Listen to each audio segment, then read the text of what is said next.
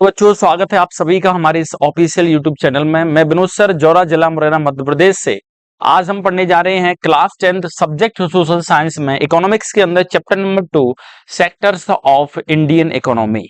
भारतीय अर्थव्यवस्था है, उसमें आखिर कौन कौन से सेक्टर्स और एक्टिविटीज हुआ करती हैं। चलिए प्रारंभ करते हैं। फर्स्ट क्वेश्चन है, what are the sectors. Sectors का ही अदर नेम एक्टिविटीज हुआ करता है।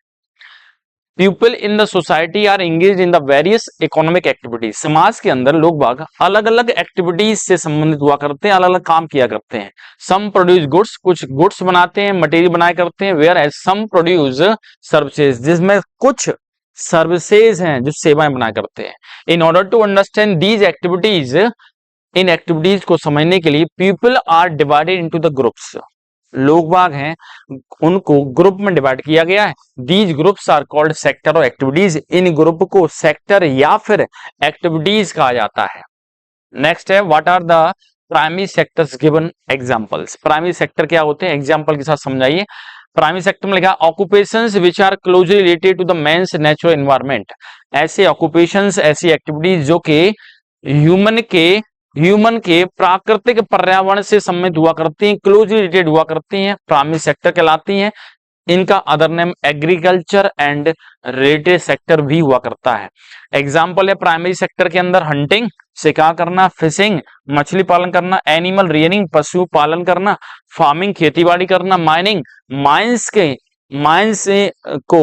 माइंस हुआ करती हैं, उनमें काम करना और उनसे खनिजों को निकालना are the important example of primary activities of primary sector.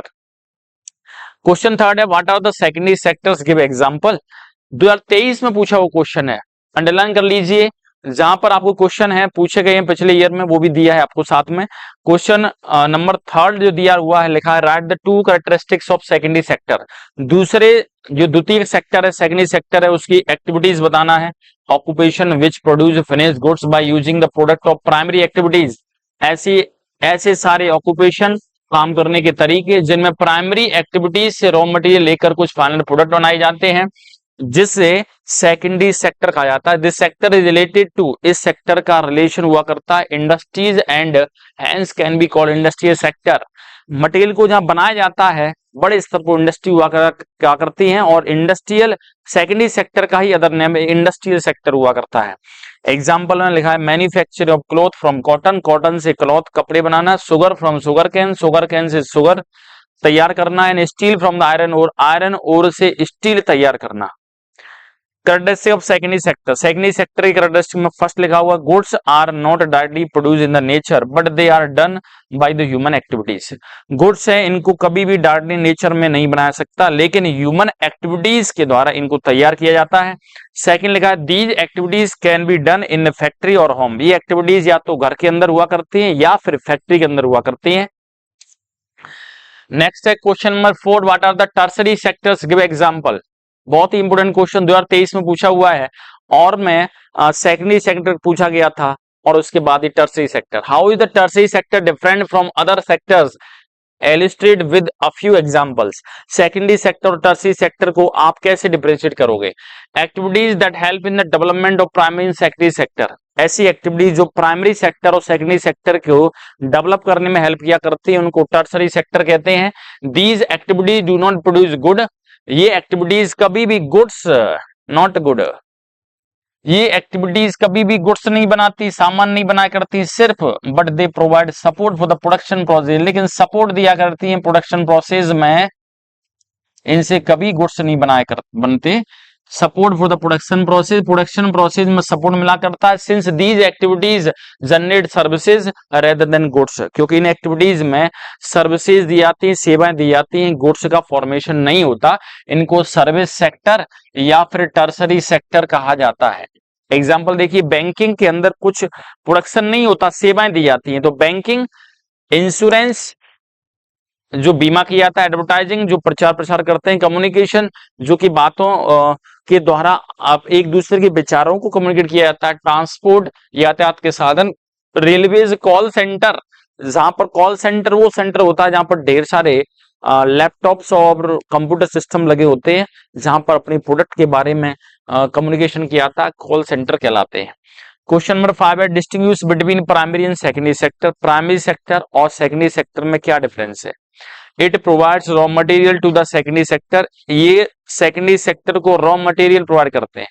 It converts raw material provided by primary activities into finished और सेमी फिनिश्ड गुड्स। ये सेकेंडरी सेक्टर की वजह से प्राइमरी एक्टिविटीज के प्रोडक्ट को फिनिश्ड और सेमी फिनिश्ड गुड्स में, यानी अंतिम या फिर उससे पहली वाली कंडीशन में कन्वर्ट किया जाता है। Primary sector most of the activities not depend on secondary sector. इनकी एक्टिविटी मोस्टली सेकेंडरी सेक्टर पर डिपेंड नहीं है, but the it is dependent on the primary sector for supply of raw materials. Raw material की supply के लिए secondary sector पूरी तरह से प्राइमरी सेक्टर पर डिपेंड है।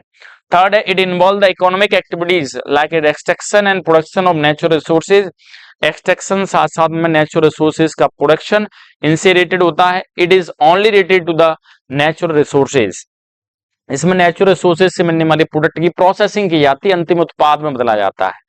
Greater dependence on this sector indicate the under developed economy. यदि primary sector पर और एग्रीकल्चर सेक्टर पर यदि कोई देश निर्भर है, दैट मीन्स उसकी इकोनॉमी अंडर डेवलप्ड है, वो पूरी तरह से डेवलप्ड नहीं है, इकोनॉमिक कंडीशन बेहतरीन नहीं है।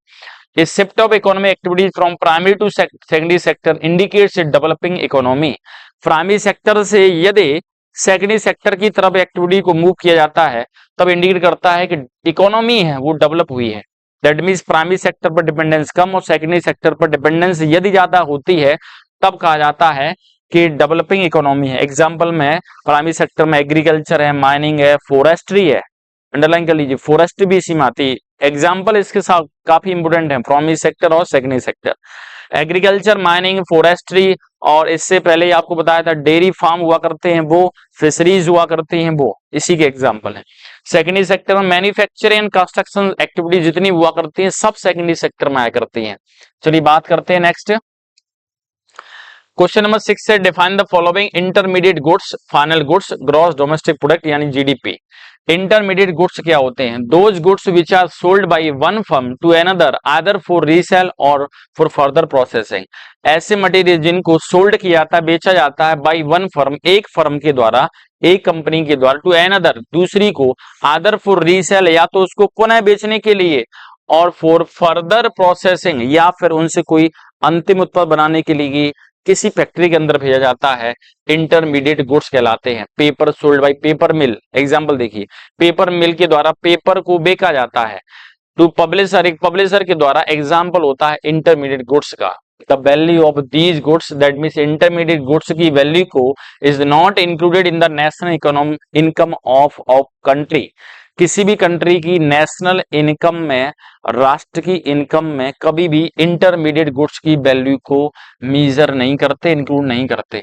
दूसरा है final goods, those goods which are used either for final consumption और for capital formation, these are ready for use by the final users.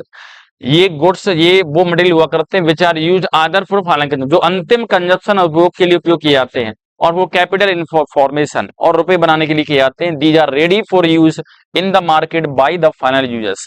अंतिम उत्पाद हुआ करता है मार्केट में बिकने के लिए पूरी तरह से तैयार हुआ करता है।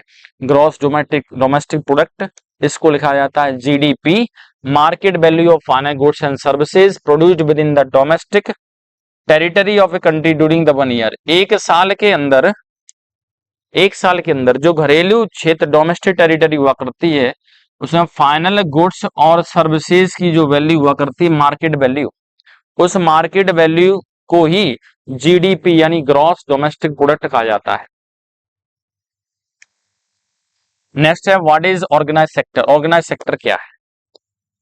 Mention any 4 advantage of working in the organise sector. Organise sector में काम करने के 4 एडवांटेज बताइए क्या है, और why the organise sector preferred by the employees, explain.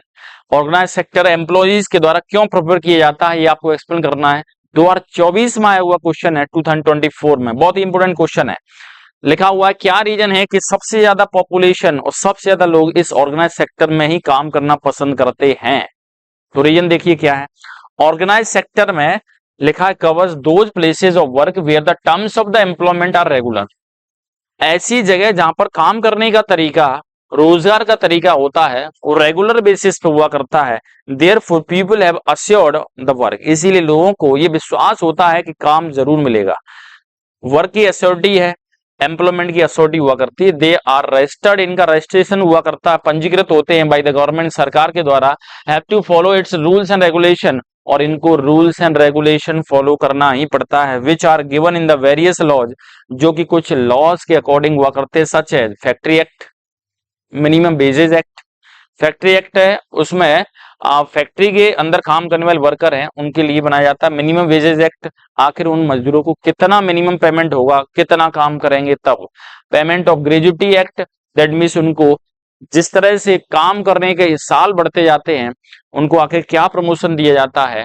Shop and establishment act, दुकान यदि खोली गई है तो रियल्टी में उससे रिलेटेड कुछ रूल्स एंड रेगुलेशन हुआ करते हैं, वो ऑर्गेनाइज सेक्टर की खासियत हुआ करती है। अब देखिए ऑर्गेनाइज सेक्टर में आप देखेंगे तो एडवांटेज क्या है, आखिर क्या खासियत ऑर्गेनाइज सेक्टर में लोग काम करते हैं। फर्स्ट है workers in this sector enjoy security of employment, इस सेक्टर में काम करने वाले मजदूर हुआ करते हैं उनको रोजगार की सिक्योरिटी हुआ करती है। Enjoy the security of employment, रोजगार की सिक्योरिटी है। They work only for fix number of works, कुछ ही घंटों इनसे काम करवाया जाता है, फिक्स होता है। इफ दे वर्क मोर, ज्यादा काम करवाते हैं, they have to be paid overtime by the employer, तब उस ठेकेदार के द्वारा, एम्प्लॉयर के द्वारा उनको एक्स्ट्रा पेमेंट दिया जाता है, ओवर टाइम का पेमेंट दिया जाता है। They also get several other benefits from the employers like as, अब इनको उन रेगुलर पेमेंट के अलावा कुछ और बेनिफिट हुआ करते हैं, जैसे पेड लीव, छुट्टी हुआ करती है उनका भी पेमेंट होता है। Payment during holidays, holidays government ने घोषित की उनका भी पेमेंट होता है। प्रोविडेंट फंड, पीएफ बनता है इनका, पीएफ दैट मीन्स इनके अकाउंट में से कुछ रुपया है डिडक्ट किया जाता है, डिडक्ट करने के बाद उनके अकाउंट में से रुपये कुछ निकाला जाता है और उसके बाद गवर्नमेंट उसमें कुछ इंक्लूड करती है कुछ परसेंट, उसके बाद इनका एक पीएफ बना करता है जो इनकी रिटायरमेंट होने पर या जॉब क्विट करने पर इनको दिया जाता है। The workers working in organise sector also get pension after the retirement, retirement के बाद में पेंशन का प्रावधान था ऑर्गेनाइज सेक्टर में, आजकल देखा जाए तो स्टेट बाय स्टेट इस पेंशन को खत्म कर दिया गया है। नेक्स्ट है what is unorganise sector, mention any 4 disadvantage of working in the unorganise sector. Unorganise sector क्या है, एक ऐसा sector which is not registered by the government, जिसका रजिस्ट्रेशन सरकार के द्वारा नहीं होता। It is characterised by small and scattered unit, इसमें ये छोटी छोटी और बिखरी हुई यूनिट से बना होता है। Which are largely outside the control of the government, जो कि सरकार के कंट्रोल से पूरी तरह बाहर है। There are rules and regulations, rules regulation तो होते हैं but these are not followed, इनको फॉलो नहीं किया जा सकता है, फॉलो नहीं किया जाता है। डिसएडवांटेज ऑर्गेनाइज सेक्टर में फर्स्ट है workers working in unorganise sector get less wages, इस सेक्टर में जो काम कर रहे होते हैं मजदूर उनको पेमेंट कम मिलता है। There is no provision for overtime, इनमें ओवर टाइम का कोई प्रावधान नहीं है, पेड लीव्स नहीं होती, हॉलीडेज नहीं हुआ करती। सिकनेस, बीमार हो गए उस दिन की छुट्टी कर ली आपने, दैट मींस उस दिन का पेमेंट मिलने वाला नहीं है।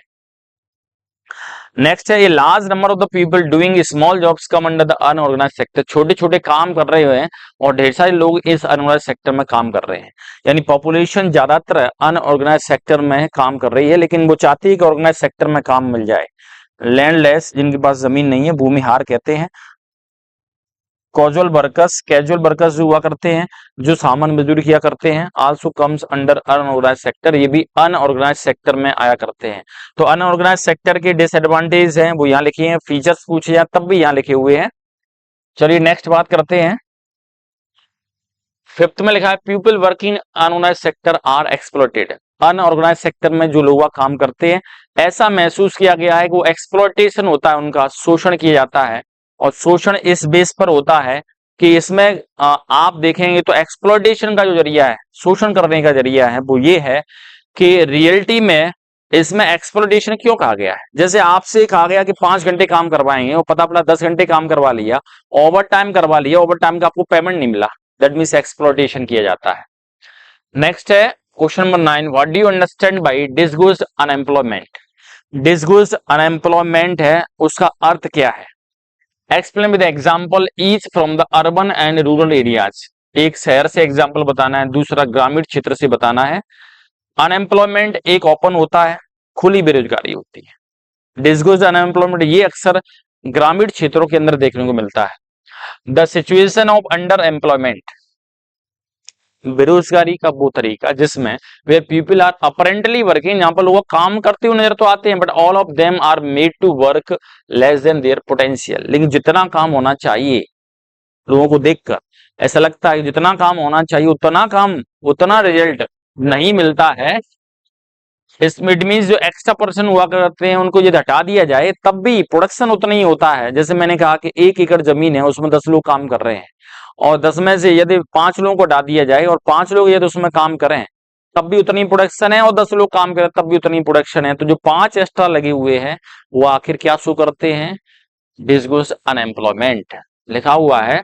But all of them are made to work less than their potential, लेकिन सबके काम करने का तरीका होता है कि वो पोटेंशियल जितना होना चाहिए इतना काम करना चाहिए, उससे काम कम कर पाते हैं। In this case the person consider himself employed, इसमें व्यक्ति अपने आप को रोजगार वाला महसूस करता है कि हमें रोजगार मिल चुका है, but it is actually not working, वास्तव में देखा जाए तो ये कुछ काम नहीं कर रहा है।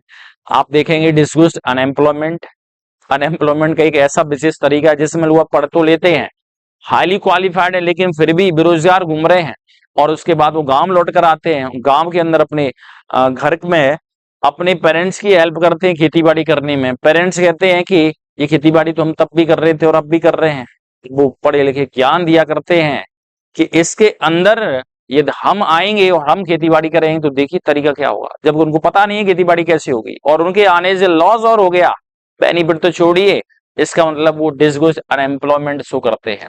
देखिए रूरल एरियाज के अंदर where agriculture is the main source of income, गांव में एग्रीकल्चर खेतीबाड़ी करना ही इनकम का मुख्य सोर्स हुआ करता है। दिस काइंड ऑफ अनएम्प्लॉयमेंट, इस तरह की बेरोजगारी कैन बी सीन ऑफन, अक्सर देखी जाती है गांव के अंदर disguised unemployment. If a piece of the land requires, यह जमीन का एक हिस्सा है, टुकड़ा है, रिक्वायर्स ओनली 3 पीपल, उनमें 3 लोगों की जरूरत है टू वर्क, काम करने के लिए, इंस्टेड 5 पीपल, 5 लोगों की जगह मात्र 3 लोगों की जरूरत है, आर वर्किंग ऑन इट, इसमें काम करने के लिए, then the 2 extra people are said to be in a situation of disguised unemployment. इसका मतलब एक के अलावा जो 2 काम कर रहे हैं वो 2 क्या शो करते हैं? सेड टू सिचुएशन ऑफ, उस परिस्थिति में आते हैं जिसको कहते हैं डिसग्रोज्ड अनएम्प्लॉयमेंट, डिसग्रोज्ड अनएम्प्लॉयमेंट को शो करते हैं। इसका मतलब ये हुआ कि रियलिटी में देखा जाए वो परिस्थिति है जिसमें डिसग्रोज्ड अनएम्प्लॉयमेंट है रूरल एरिया में। अर्बन एरिया में देखिए शहरों में disguised unemployment is seen when painters, शहरों में देखेंगे तो ये कहां देखने को मिलती है? पेंटर्स हैं, प्लम्बर्स हैं, इलेक्ट्रीशियंस हैं, unable to find work on daily basis, उनको डेली बेसिस पे काम नहीं मिला करता, and work way less than their potential, और काम करने का तरीका इनके पोटेंशियल से भी कम हुआ करता है, ये शहरों में हुआ करता है। चलिए बात करते हैं क्वेश्चन नंबर 10 की, distinguish between the open unemployment and disguised unemployment, खुली बेरोजगारी और साथ में एक सामान्य जो बेरोजगारी देखने को मिलती है उसमें क्या डिफरेंस है? Open unemployment is when a person is willing to work, खुली बेरोजगारी का मतलब होता है एक पर्सन जो काम करने की इच्छा तो रखता है, एजुकेटेड है, but is unable to get a job, लेकिन उसको जॉब नहीं मिलती, काम नहीं मिला करता। This kind of unemployment is visible, इस तरह का अनएम्प्लॉयमेंट बेरोजगारी देखने को मिला करती है। It is called open unemployment, इसलिए इसको खुली बेरोजगारी कहते हैं। पढ़े लिखे लोग रोड पर खुले घूम रहे हैं, किसी तरह का कोई काम नहीं मिल रहा, जितना जितना एजुकेशन के हिसाब से डिजर्व करते हैं उतना कुछ भी नहीं मिल रहा, दैट मीन्स ओपन अनएम्प्लॉयमेंट है। In on the other hand दूसरी तरफ देखें, disguised unemployment is when a person is apparently working, जिसमें एक व्यक्ति काम करता हुआ नजर तो आता है, but it made to work less than his or her potential, लेकिन उसे काम करने का तरीका ऐसा होता है कि मात्र 1 की आवश्यकता है, 5 लोग काम कर रहे हैं, 4 की आवश्यकता नहीं है, तो 4 लोग डिसग्रोज्ड अनएम्प्लॉयमेंट में काउंट किए जाते हैं। This kind of unemployment is quite evident in villages, गांव में देखने को मिलता है, where people are working in the farms, खेतों में लोग काम कर रहे हैं, कंसीडर देमसेल्फ एम्प्लॉयड, अपने आप को रोजगार वाला मान लेते हैं, but are actually working less than their potential, लेकिन वो अपने पोटेंशियल से बहुत कम काम करते हैं, जितना काम करना चाहिए, रिजल्ट आना चाहिए उतना नहीं होता। चलिए बात करते हैं ऑर्गेनाइज सेक्टर अनऑर्गेनाइज सेक्टर में आखिर क्या डिफरेंस है। चलिए ऑर्गेनाइज सेक्टर अनऑर्गेनाइज सेक्टर में क्या डिफरेंस है? First, in the organise sector the employees are given higher wages, employee को पेमेंट ज्यादा मिलता है, मेडिकल फैसिलिटी मिला करती है, हेल्दी वर्किंग एनवायरनमेंट है, काम करने का माहौल बेहतरीन मिला करता है। अनऑर्गेनाइज सेक्टर में लिखा हुआ है the employees are given lower wages and not provide medical facilities, payment कम मिलता है, मेडिकल फैसिलिटी नहीं हुआ करती और हेल्दी वर्किंग एनवायरनमेंट नहीं होता। जॉब्स इसके अंदर ऑर्गेनाइज सेक्टर में सिक्योर होती हैं, इसमें कोई सिक्योरिटी नहीं होती जॉब की। थर्ड लिखा हुआ no need to look for a new source of income each day new source of income is no need to look for a new source of income each day, हर दिन देखा जाए तो income के नए source ढूंढने की आवश्यकता इसमें नहीं है, क्योंकि जॉब आपकी रेगुलर और सिक्योर होती है।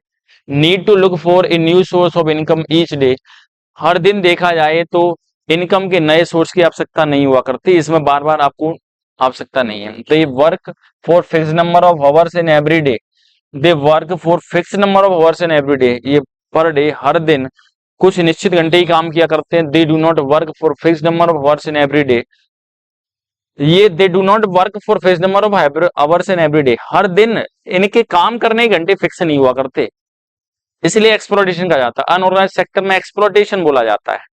They get salary on monthly basis पर सैलरी मिला करती है, they get salary on daily basis, इनको डेली बेसिस मिला करती है। जॉब की इसमें कोई सिक्योरिटी नहीं है। एक्सप्लॉयटेशन खूब किया जाता है, ओवर टाइम ड्यूटी करवाते, पैसा नहीं दिया करते, पेड लीव नहीं हुआ करती, मेडिकल फैसिलिटी नहीं है, ईएल इमरजेंसी लीव नहीं है, पेंशन की कोई प्रोविजन नहीं है और बिना किसी रूल्स रेगुलेशन के चला करता है। दैट मींस अनऑर्गेनाइज सेक्टर में लोग काम करना पसंद नहीं करते, सबसे बेहतरीन काम करना पसंद करते हैं ऑर्गेनाइज सेक्टर में। आपसे ये पूछा क्या रीजन है कि लोग ऑर्गेनाइज सेक्टर में काम करना पसंद करते हैं, अनऑर्गेनाइज सेक्टर में नहीं, तो आप ऑर्गेनाइज सेक्टर की ये खासियत लिख सकते हैं और लिमिटेशन और डिसएडवांटेज अनऑर्गेनाइज सेक्टर के आप यहाँ से लिख सकते हैं। चलिए बात करते हैं क्वेश्चन नंबर 12 की। Explain the objective of implementing the NREGA 2005। NREGA 2005 के बारे में जब आपसे पूछे, इंपोर्टेंट क्वेश्चन है, जब आपसे पूछा जाए तो शॉर्ट में भी पूछ सकते हैं। Right the short note on NREGA 2005, आपको पूरा लिखना है, भले ही शॉर्ट में पूछ रहे हैं पूरा लिखना है आपको। और आपसे ये भी पूछ सकते हैं write down the different objectives of NREGA 2005। तो देखो क्या है, स्कीम टारगेट्स, ये योजना है टारगेट क्या करती है, शेड्यूल्ड कास्ट एससी पर, शेड्यूल्ड ट्राइब एसटी पर एंड पुअर वुमेन, गरीब महिलाएं हुआ करती है, सफर फ्रॉम द पॉवर्टी, जो कि गरीबी से पीड़ित है। सेकेंड है to provide the livelihood to the people below the poverty line, below the poverty line यानी बीपीएल कार्ड होल्डर जितने भी हुआ करते हैं उन लोगों की जीवन यापन के लिए ये नरेगा 2005 है, कुछ गारंटी कार्ड बनाया करती हैं, जॉब कार्ड बनाया करती हैं, उसमें गारंटी हुआ करती है 100 days of ways employment in year, एक साल के अंदर हर किसी मजदूर को, देश के अंदर हर कोई जो मजदूर हुआ करता है उनको एक साल के अंदर मिनिमम गारंटी दी जाती है कि 100 दिन काम करवाएंगे और एक जॉब कार्ड बना करता है। थर्ड है अंडर द स्कीम, इस योजना के तहत the gram panchayat offer proper verification, gram panchayat के द्वारा एक प्रॉपर तरीके से वेरिफिकेशन किया जाता है। Will register house hold and issue job cards, और रजिस्ट्रेशन किया जाता है, साथ में जॉब कार्ड इश्यू किए जाते हैं to register the household, और हर किसी घर का क्या किया जाता है, रजिस्ट्रेशन। तो इस तरह से आप देखेंगे तो इम्प्लीमेंटेशन कहें आप नरेगा 2005 है, उसके ऑब्जेक्टिव कहें, ये आपको लिखना है। नरेगा 2005 में नरेगा का मीन्स क्या है, national rural employment guarantee act, इसी को नाम दिया गया MNREGA. Mahatma Gandhi national rural employment guarantee act 2005, year याद रखें 2005। नरेगा पूछे, मनरेगा पूछे, आपको यही लिखना है, शॉर्ट नोट पूछे आपको यही लिखना है। चलिए नेक्स्ट बात करते हैं क्वेश्चन नंबर 13 की। Using examples of,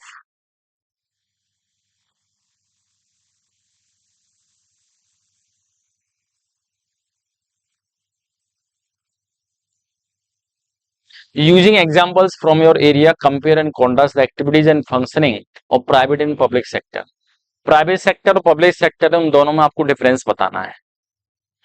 differentiate between public sector and private sector, या फिर ये पूछा है how is public sector different from private sector.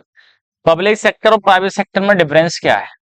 Public sector में first point, the main M of this sector is public welfare, जनता का भला करना इसका मुख्य उद्देश्य हुआ करता है, पब्लिक वेलफेयर इसका मुख्य उद्देश्य हुआ करता है। दैट मीन्स पब्लिक सेक्टर है उसके अंदर पब्लिक वेलफेयर पर जोर दिया जाता है।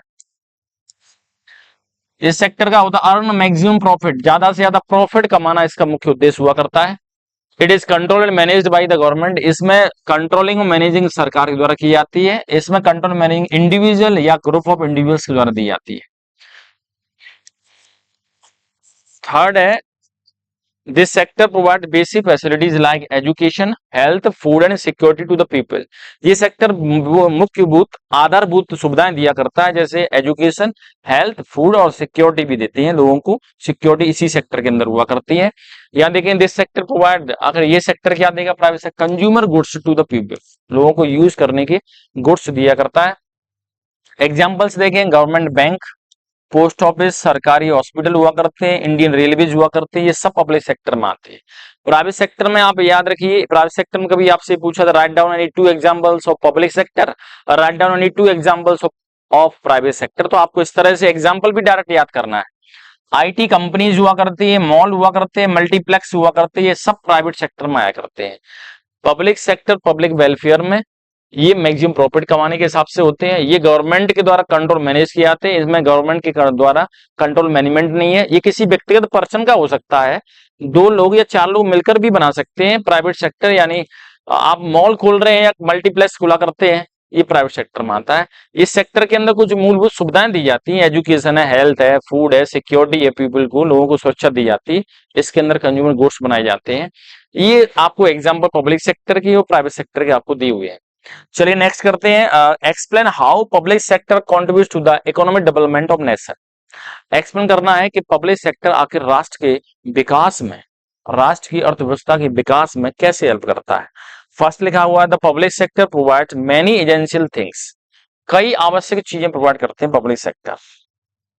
Quite reasonable cost which the private can not be provide, private sector जिन चीजों को उचित दामों पर नहीं दे सकते, उन चीजों को पब्लिक सेक्टर के द्वारा उचित दामों पर प्राप्त किया सकता है। The public sector can setup heavy industries, public sector है, हैवी इंडस्ट्रीज है, उनको सेटअप कर सकते हैं, बड़ी बड़ी इंडस्ट्री खोल सकते हैं जिसमें अलॉट ऑफ मनी की रिक्वायरमेंट होती है, लेकिन प्राइवेट सेक्टर बड़े स्तर पर इन्वेस्टमेंट नहीं कर सकते। Private sector can not do so. Third है, the public sector has the benefit of the people above everything because its purpose is not to earn money but to the benefit to the people at all cost। हर कीमत पर लोगों का भला करना और लोगों को बेनिफिट पर आधारित सेक्टर सिर्फ पब्लिक सेक्टर हुआ करता है। इसीलिए कहा जाता है कि हर किसी चीज को बेनिफिशियरी तरीके से लोगों के लिए पहुंचाना इसका मुख्य उद्देश्य हुआ करता है। चलिए बात करते हैं क्वेश्चन नंबर 15 की, right the 2 ways to generate the employment in urban areas। 2024 में पूछा वो क्वेश्चन है, आप फिर से इसको याद कर लें, बहुत ही सुंदर क्वेश्चन पूछा गया है। क्या रीजन है आपको ये बताना है, राइट टू वेजेस, 2 तरीके बताना है to generate the employment urban area, शहरी क्षेत्रों में रोजगार बढ़ाने के, रोजगार बनाने के कोई 2 तरीके। पहला, invest in industries that provide employment on the large scale, बड़े स्तर पर रोजगार देने वाली इंडस्ट्रीज है उसमें इन्वेस्टमेंट करना, इंडस्ट्री बड़ी बड़ी इंडस्ट्री खोलना जिसमें बड़े स्तर पर रोजगार दिया जाएगा। दैट मीन्स इन्वेस्टमेंट करना इंडस्ट्रीज में जो कि प्रोवाइड करेंगे employment on the large scale, बड़े स्तर पर रोजगार देती हैं। improve the local and intercity transport system so that more people are employed to work in the transportation business।